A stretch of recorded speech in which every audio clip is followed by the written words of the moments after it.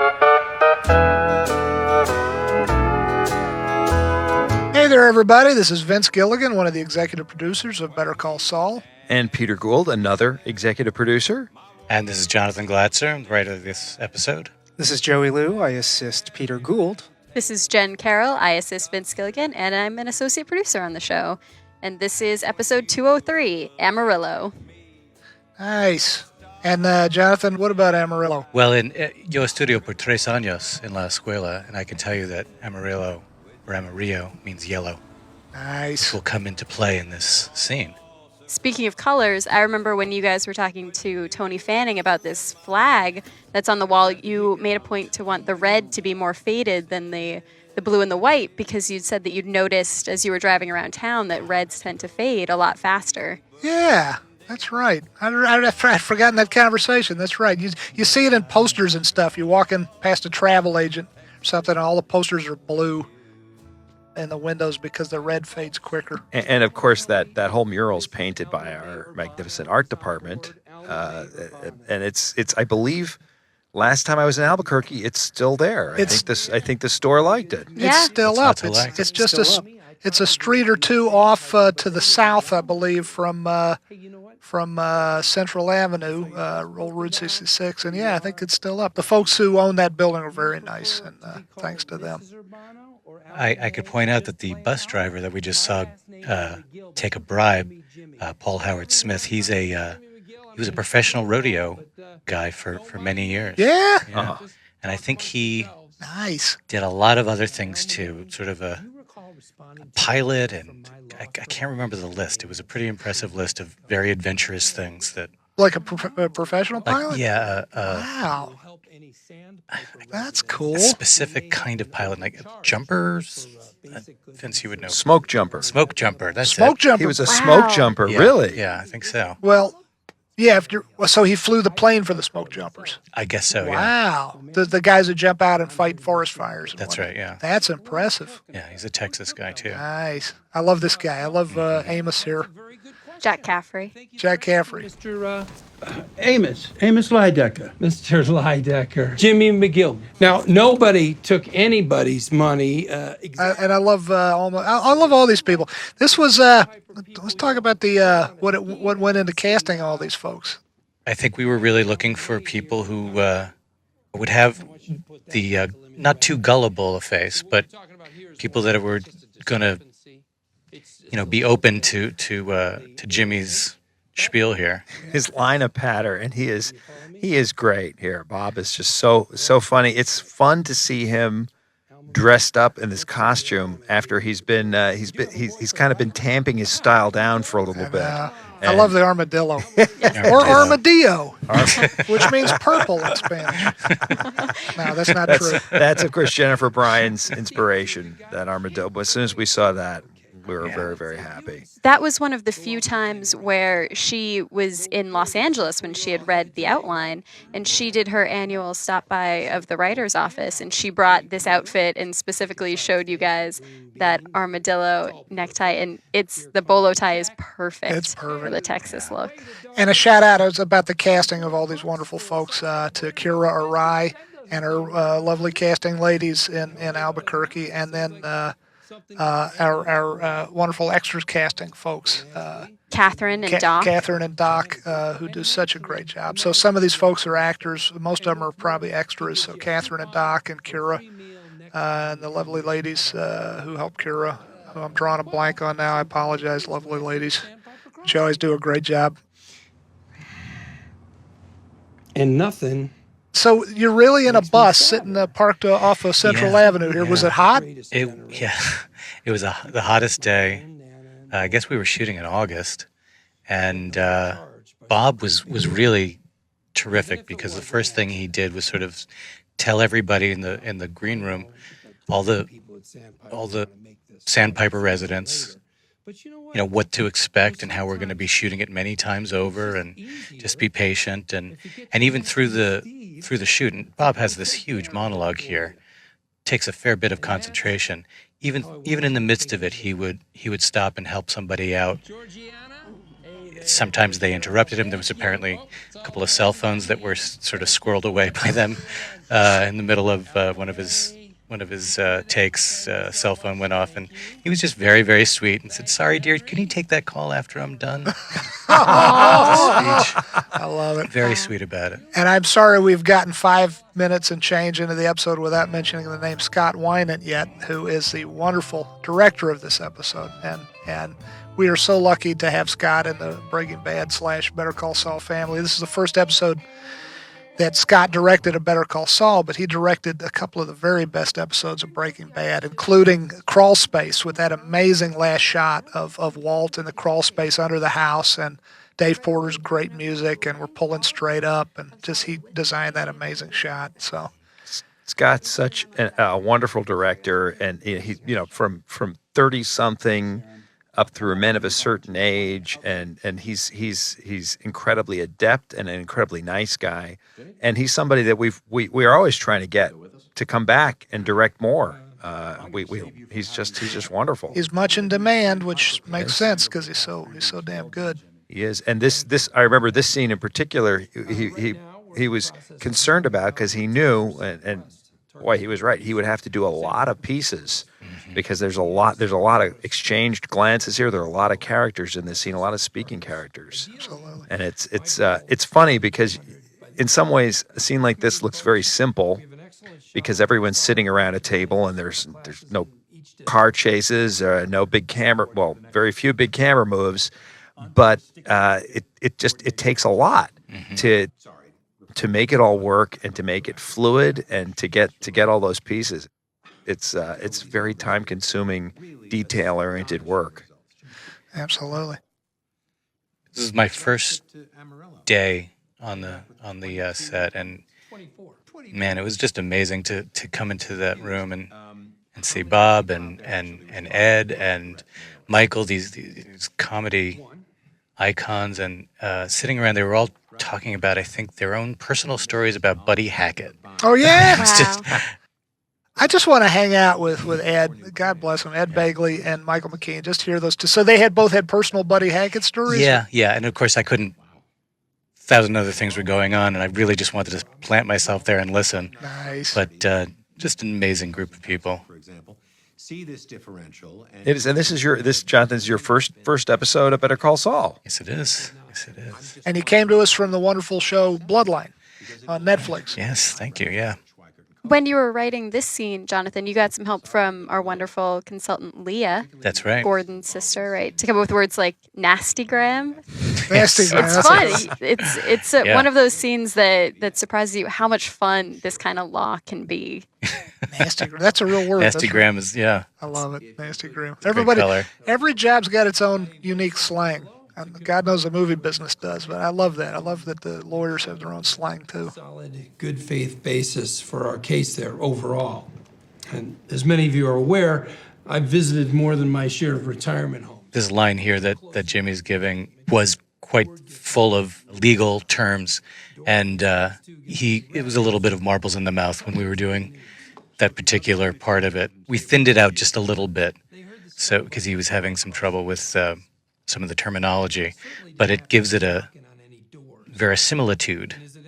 Any lawyer watching the scene hopefully will, because of Leah's help, will feel like we stayed true. Nice. I got to think it's tough getting all these multisyllabic words out. What's the word? A lot of words with many syllables, $5, $10, $25, $50 words. I imagine that's tough having to say a lot of boilerplate. I could see how that would be hard. Hey, Joey and Jenn, apropos of nothing, but what is it like working for the two most handsome men in Hollywood? It's a little distracting sometimes. Is it daunting? Yeah, a little bit. It is. I think we rise to the occasion. Yeah. So why don't you take this?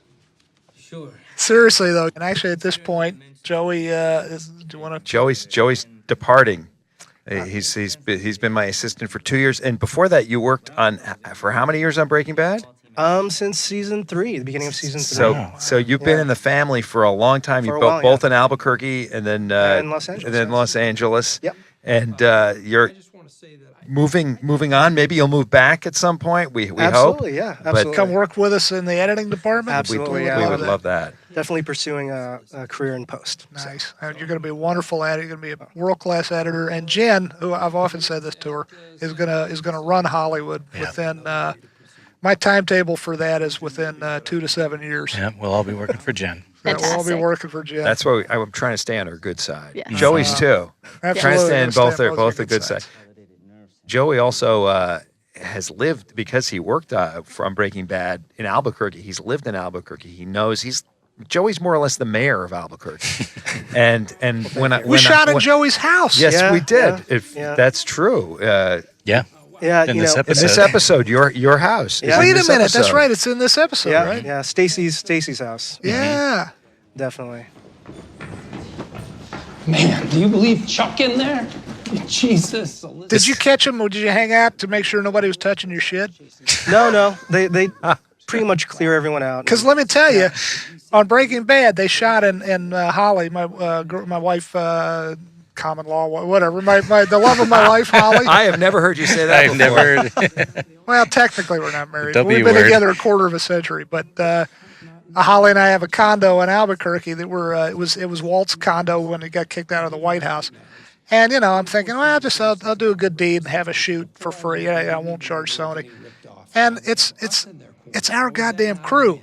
And they're a great crew. But I get afterward, I get there and someone left a half-eaten bag of Cheetos in like a Oh, no. drawer, and like a drawer full of pots But and to be pans. fair, that was Breaking Bad. I've heard Better Yeah. Call Saul. I know, The you're crew right. has left all the locations pretty much pristine. Yeah. If really, seriously, Definitely. They have a great relationship that's with right. Albuquerque. Only you. You're the only one who's ever had a problem. I want to with catch this. the motherfucker that left a bag of Cheetos in my drawer. Are you sure it wasn't you? I've seen Was you not eat, me. I've seen you eat Cheetos. I will never leave a Cheeto uneaten, first of all. So I call bullshit Leave right no from the get-go Cheeto on that. uneaten. Yes. All right, It was a That's gift. my Maybe motto. it was a That'll be gift my offering. political All slogan. right. Jonathan, do you feel like Jimmy Yes, Jen.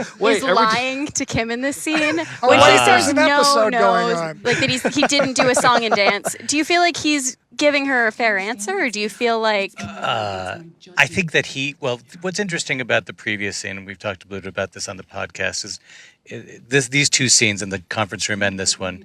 Jimmy is managing to snow everybody in that room, and except for the two people who know him best, which are Kim and Chuck. And I think in this scene, there's a wry smile behind a lot of what he says, and Kim sees it and wants to slap it right off his face. Because, she knows him really well. And I don't think that he tries to hide it too much from her.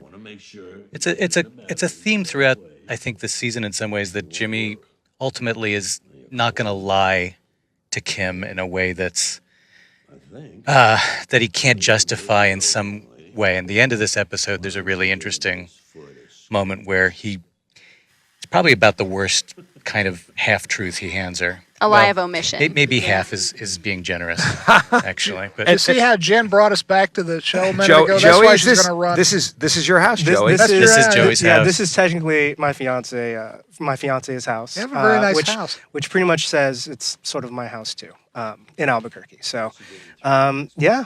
Joey, you're the king of the castle now. Did you guys see that? Tell her that. She'll kick you out of your butt. Joey, didn't Jonathan say something to you about the house? Did he tell you something about the house? Jonathan, did you?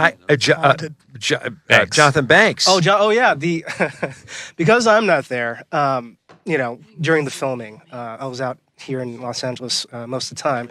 I guess the backyard was not very kept. Wasn't very. And you have dogs. And we have dogs. So, yeah, he pretty much said, clean up the back, Yeah. please. He was hanging out a lot back there, which Yeah. is weird considering how much. I wouldn't thought be it was surprised if it wasn't Jonathan who took a shit out there. I think so too. I wouldn't jump to blaming your dogs. You're just saying that because you know he's not going to listen to this. I know. He'll never. Jonathan Banks again, not Jonathan Glatzer. Jonathan sorry. Banks. Thank you. Jonathan sorry. Banks. That's all Jonathan right. Glatzer. This is the though. fifth one of these we've done in a row today, folks. We're getting a Jonathan little punchy. Glatzer. Yes, Jonathan Glatzer does not poop in Joey's backyard. No, only Jonathan Banks. Only Yeah. By the way, the pig earlier. Joey, Yeah. talk about the pig. What's the pig there? The pig toy. The pig toy is a callback to Breaking Bad. And Kaylee plays with when Mike gives a toy pig to Kaylee. So, and uses it as to, Nefarious as purposes. nefarious purposes In exactly. episode 502. Yep. to, And to he yeah. helps it helps him distract a trained killer so that he can get the drop on him. Right. in his, Nashville. his good friend, his protege. His protege Chris. That's right. And I understand you can still buy that pig on Amazon. We get nothing from that, but there are some great reviews Oh, yes. on Amazon about Really? using this toy pig to potentially distract assassins. Yes, Nice. You know we what love that. I love about this map is that we saw a lot of different maps from Tony's team because they showed us a bunch of different ones that they could clear. And for you guys, it was really important that it seemed like a road map that Jimmy could have picked up at a gas station. Like we saw a lot of the ones that look like atlases, but you liked the sort of like homemadeness of him really putting up that map, not having it already be at Davison, Maine. I'm glad you remembered that. I'd forgotten that. That's a good point. Thinking it's the staff. And of course, this part of Davis, Maine is our location. This is a library right off Central Avenue in Albuquerque, and we picked this location first, and then Tony built the Davis and Maine set to sort of match this location. It's a beautiful location, but of course, it's a little bit of extra time and trouble to go on location, and I was just so happy that the production was able to do it because it gives us so much more scope. Absolutely. And of course, Ed's great. Ed is always great. It really is a beautiful. Yet another location I've never actually set foot in, but it's right there near just off the 25, I believe. It's off the Central. It's walking distance from my Universal Ground Zero in Albuquerque, which is the Grove restaurant. It's almost across the street from the Grove. And it's across the street from a place called Poppin' Taco, Poppin' Taco. which I don't think is open anymore. But Oh, no. the sign is still up, yeah. Uh-oh. So, But when you R.I.P. see the Pop and exterior in 201, Tom has artfully directed that episode and artfully avoided the Pop and Taco. Poppin' Taco next to Davison, Maine would not, not be seen. Yeah. I love these angles. Scott really is a wonderful shot maker, a wonderful director. I love that angle. If I may do a shout out here, this is actually Kelly did this. You'll see at the top of this Julian Productions. Julian is my son, Nice. and I did not know she had done that actually. Oh, Until I really? saw it, yeah, And he's a cute little booger. yeah, he is. He's a I wonderful, believe- wonderful young man. I believe Julian gets name checked twice in this He episode. does. Now again, that was the second one was because the extra was named Julian Oh, that he's referencing, and they just did the names of the people that were in the room, the actual actors. that's amazing. I did not And know there's that. a third Julian in this, which is our sound guy, is Julian. Bonfilio. Right. Yeah. Thank you. If I'm Julian, glad I'm you hoping I'm pronounced pronouncing your name right. I hope I've got it. I'm assuming the G is silent. He's a great guy. He's a lovely guy, and he actually, if Julian grew up, I could project easily that he looked exactly like Julian Yeah. Bonfiglio. Oh, They have a similar. Yeah, that's kind of true, actually. You guys are all tall. Yeah. is this live playback of the commercial, Jonathan? Yeah, it was. That must be tricky to find a period TV VHS player that can. It was, and in fact, later in Jimmy's house, the VCR that we did have did not work, and I can point it out to it later where you can kind of see him Diane had covering to help it out. covering for that. You know, you don't think of this show as being a period piece, but it really is. It really is. Yeah, so much. 14 years out of date as we Yes. record this. And in fact, we had in a later episode with our Xerox machines, we had terrible trouble using Yeah. reviving period Xerox machines. Of course, here we go. Josh Fadem Yeah. and Julian Bonfiglio. Sorry, Julian. What I love about These this guys scene are so great. Yeah. is Josh Fadem's glasses were broken here, and so we fixed them up That's with right. gaff tape because you guys thought it'd be funny if he kind of looked like he was the kind of kid who would get punched in the face a lot. So they're broken in two places, and he just put black gaff tape on them. That's great. He would the real guy is not even remotely as annoying as the character he plays. But yeah, this character would get punched in the face a lot, I predict. Josh Fadem is a Not as annoying. very funny stand-up also. Yes. He's a very funny guy. He's got a great thing you can find on the internet. It's his version of Space That's Jam. right. Space Jam 2. Space Jam 2. Space Jam 2 with Josh Fadem. Check it out. Google it. It's very funny. Yes. Fully animated, sort of. This was a fun scene. This was, and it's so great. We're going to see her in a minute or two here. So great seeing Mrs. Strauss again. Mm-hmm. Carol Herman, the lovely Carol Herman, who we also see in episode 10 coming up this season.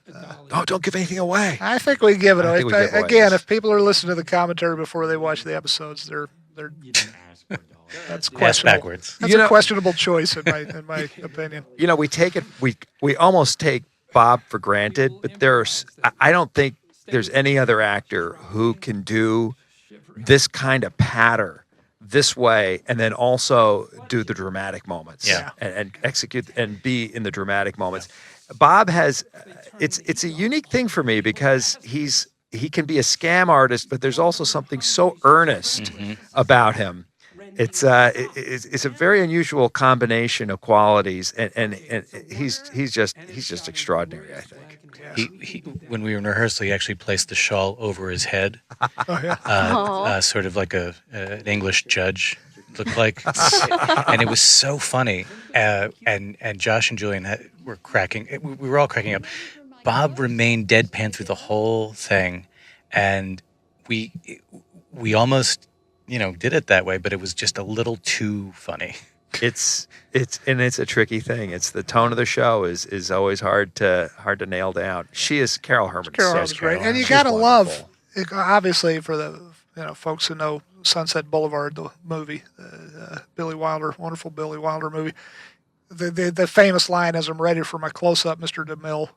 And it's just so weird that it worked out. Yeah. I think we would have used a line anyway, but it's so weird that DeMille rhymes with McGill. That's Well, yeah. Well, we originally didn't. We were just going to say, "I'm ready for my close-up." That's right. You're right. And I'll pat myself on the back. I realized that they rhymed, and Of course. I was very excited Good about catch. that. That's wonderful. And it's actually in the movie. In case anybody is writing a letter right now, it's actually Mr. DeMille. I'm ready for my close-up. Okay. All But right. people don't say it that way, and it was really, we wanted it to resonate fast. funny. It's that so much of that scene is about movie love. He's name checking Fellini and Bergman, and it's just fun. It's funny how quotes take on a life of their own. Play it again, Sam, from Right. Casablanca. He Right. never says that. Right. He says, play it. She can, or however, I can't remember the exact line, but it's not play it again, Sam. It's funny how that works. I love how this is shot. I love the time lapse coming up. Not a time lapse, but a dissolve. Was this? Were you here for this, Jonathan? Yeah, I was. Was this? It really feels when you watch it like they were out there all night long. But We were. oh, you really were. Okay. Yeah, well, we started. I think it was a split day actually. So we had that. In a little bit, you'll see the sunrise, and it was actually dusk. Oh, was it? Okay, gotcha. So that's when we started.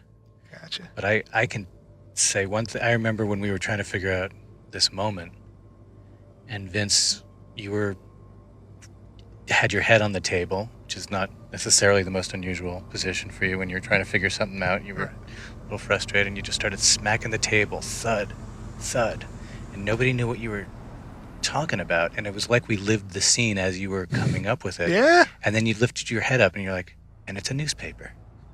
And we're like, yeah. Oh, that's cool. You had us at thud. It was really, I'm not kidding when I tell you I have no memory of that. that's okay. But I'm glad to hear it. Good. The art of the pitch. Good. And that gun, is that his service weapon from 106, the SIG? I think we had talked about bringing it Yes. back. It's the same gun that is taken off of him Exactly. in 106. The one that he doesn't actually that he use. doesn't fire. That's the one that he's registered to keep. Right. That's why he had to use the drop gun Correct. last season because he didn't want to find one of his bullets in the dead cop. Here's a nice bit of production value that Oh, yeah. the train here was unexpected, and This is the Rail Runner train that is a great way to get from Albuquerque to Santa Fe, and it's the one that he arrived on Somehow. last season. Yeah.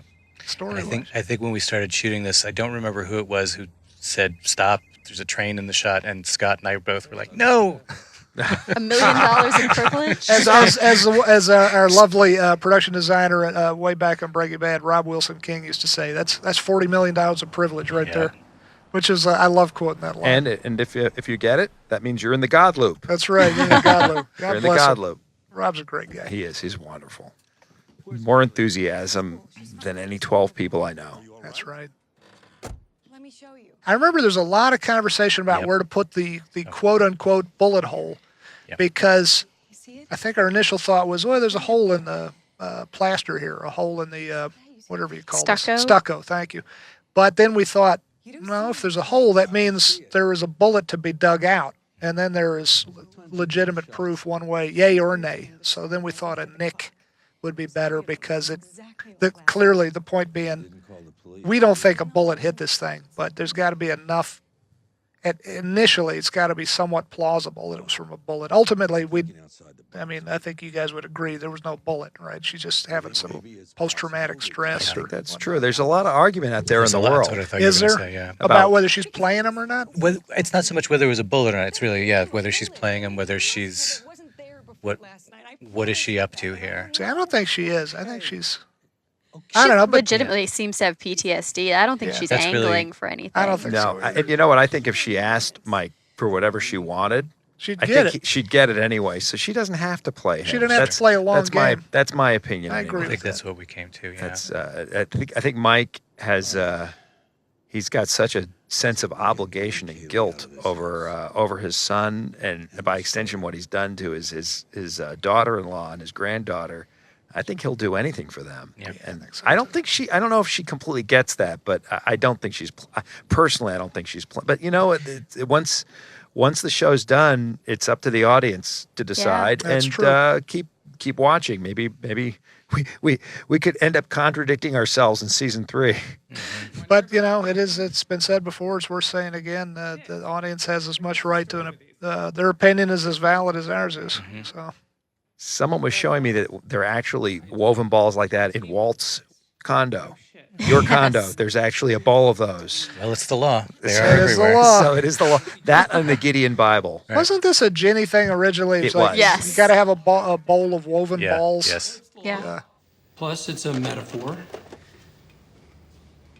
I gotta say, I will miss the nails. We were lucky enough when we were out for the very first episode and the table read. I think we got to tour this when it was just a completely empty space, and we were still looking. That's Very right. early on with Tony Fanning and Christian and Robin and Melissa and Nina. And I remember coming into this place, and the ceilings are so tall in this room. It is so beautiful. And Tony did such a great job getting that Santa Fe feel with all the artwork he chose and all Love of that. Love the those wood. horses. Corporate Santa Fe.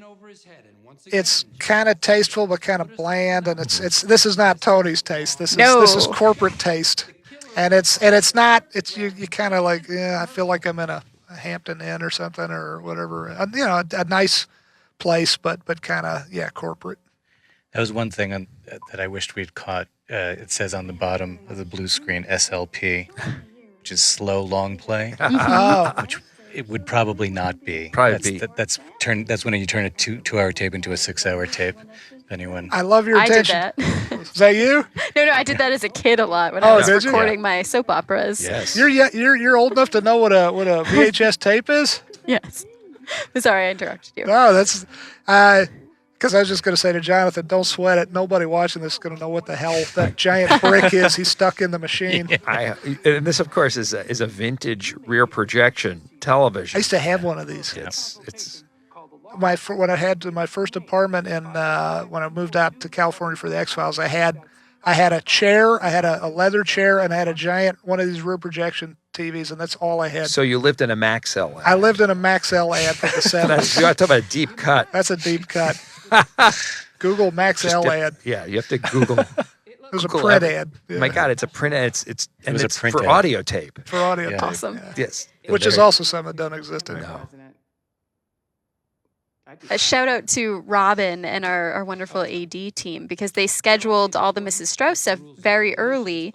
This is Brett Dos Santos, the AD, so that we could have time for Kelly to edit that commercial together, with the hope that these guys would be able to see it on the day. And they did. That was Yeah. the very first piece of season 2 that we saw, and it Yes. was. I felt this is a good sign because it's making me smile. That's right. And that was legitimate, practical video playing on that big TV that the two actors are watching, which people listening are like, who cares? Don't they always do it that way? Most of the time we don't. Most of the time it's burned in digitally afterward. This is, in a sense, much ado about nothing, because if we had burned it in afterward, you wouldn't know the difference. There's no way you could tell. But it is fun for the actors to be able to play off the real video. Oh, yeah. And Diane Mercer helped us put together the labels for these VHS tapes that are in the foreground to make sure that they were as accurate as possible to the time. That's crazy. And we were real cautious. For the hyper geeked out fans of old analog magnetic tape technology, there's a VHS half inch, and then there's a 3/4 U-matic underneath it. And the point was that the U-matic is the one that goes to the TV station, on account of that's what they would use back then. They wouldn't put a VHS tape on broadcast. VHS is sort of a viewing copy, I think we used to call it. Yeah. And I just love these scenes where we're inside the character's head, and nobody else really knows what's going on with him except we do. I think it's these little silent moments. And it turns out for the series, we just saw a huge decision. Yeah. Everything on the show in the next 7 episodes would have gone completely differently if he had walked into that office and showed him that tape. It's true. It's better to ask forgiveness than permission, he That's what- decided. that's Not in he this thinks. case. That's what he decides, but I would argue not so much in this case. Yeah. And we'll see. I think it's also, I'll say, as sort of the resident outsider to the beginning of this season anyway, that I'd never worked brick by brick the way that you guys do. And it's an incredible thing to have a moment like that even when we were breaking this episode, we had no idea what the Doppler effect of that choice would be.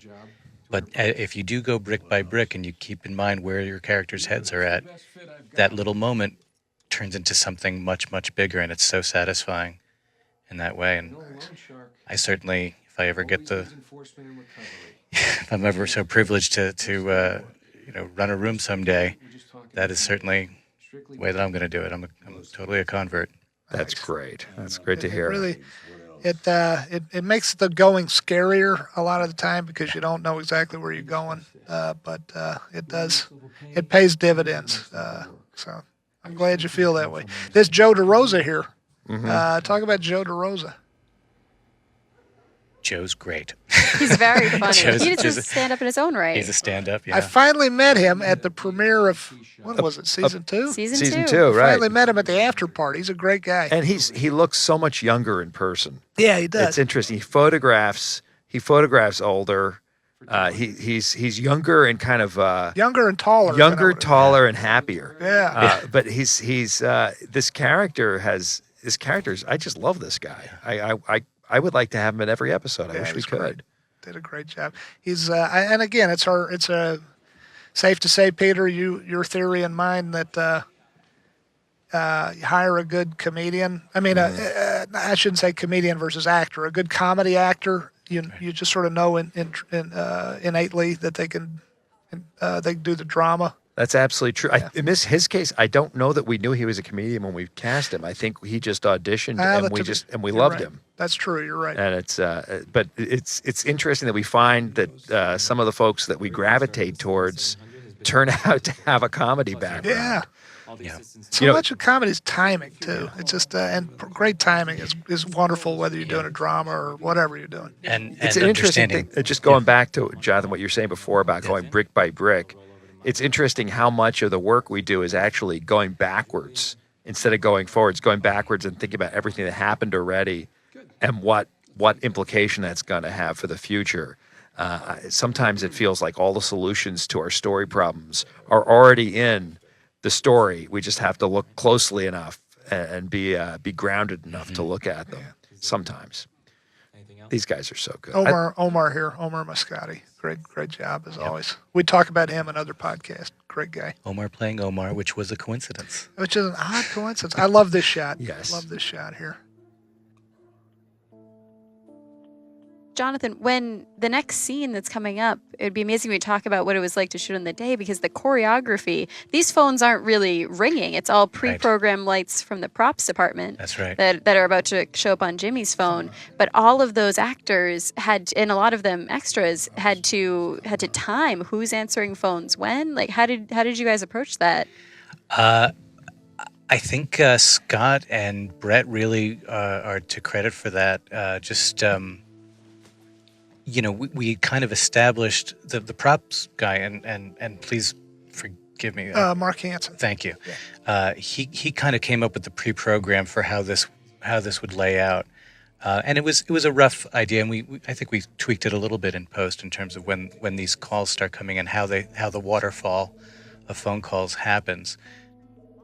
But we just had a rough sense of what the timing ought to be, and they executed it really well, and I was actually not there when that was done. Right. But I know I came in just after they'd finished it. And what's great about Scott and about Brett too is that they learned everybody in this room's name, and they seem to have very personal relationships with everybody, and it's really wonderful that every person who steps onto the set is treated with that kind of respect.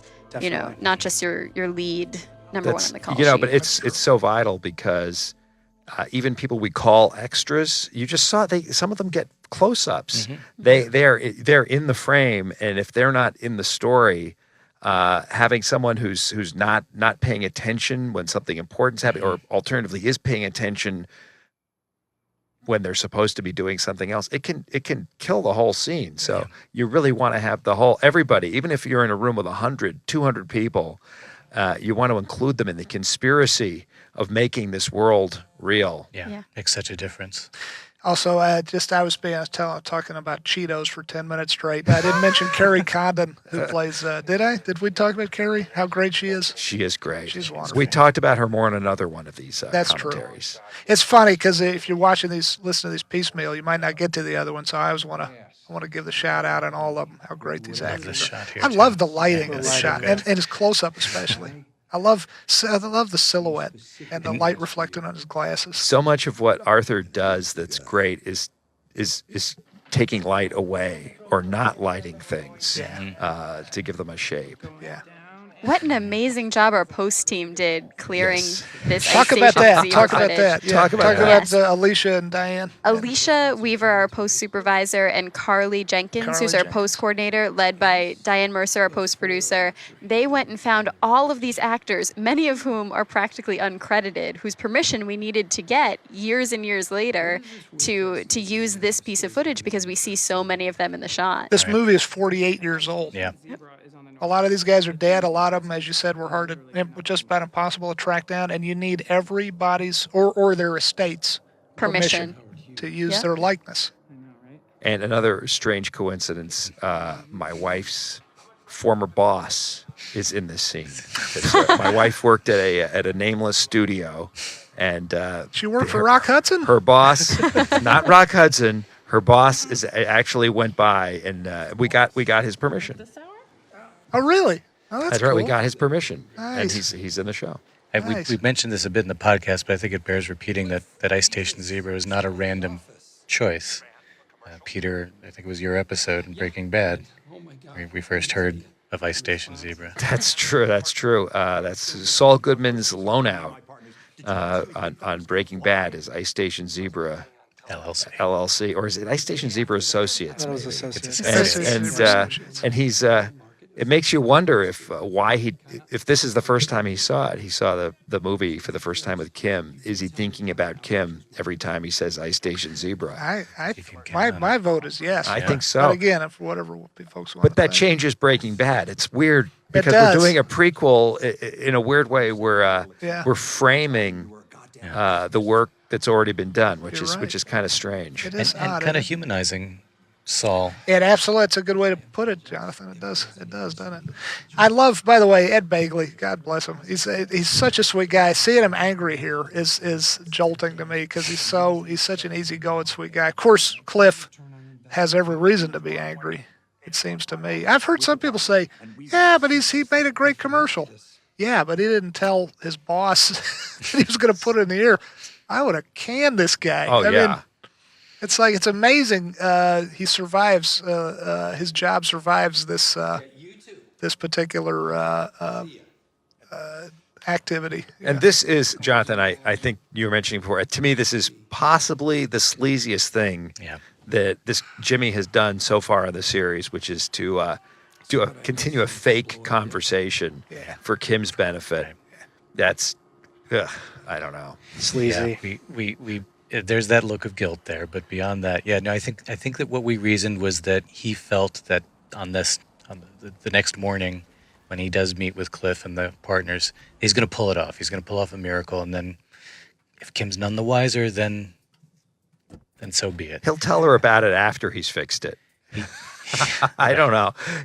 Actually, there was a moment in the editing room, Vince, where this was bothering you so much that you were thinking about, you were talking me into trying to cut it out. It honestly worried me, and we sat there for an hour or more thinking, can we just cut off him hanging up? And there was no, well, I mean, between all the brains in the room, we could not conceive of a way without shooting new footage, which we didn't really want. We couldn't do it that point. Or hurting the scene. Or hurting the scene. There was no proper edit to make that work. And maybe that was for the best. Maybe it worked out the way it's supposed to. And this is the first time we see this location's this wonderful old building that's actually at the rail yard in downtown Albuquerque. It's just a stone's throw away from where Walt ran over the two drug dealers and put a bullet in one of them. You can almost see where he was doing that. And this is a wooden frame building that's I believe it's over 100 years old. You'll see a lot more of it, of course, in subsequent episodes. Joey, didn't they used to build locomotives here? Yeah, definitely. Definitely. And this is a stone's throw away from where Mike and the Philly cops. Oh, that's right. Oh, right. Very good point, Joey. That's where Mike shot the two dirty cops from Philadelphia.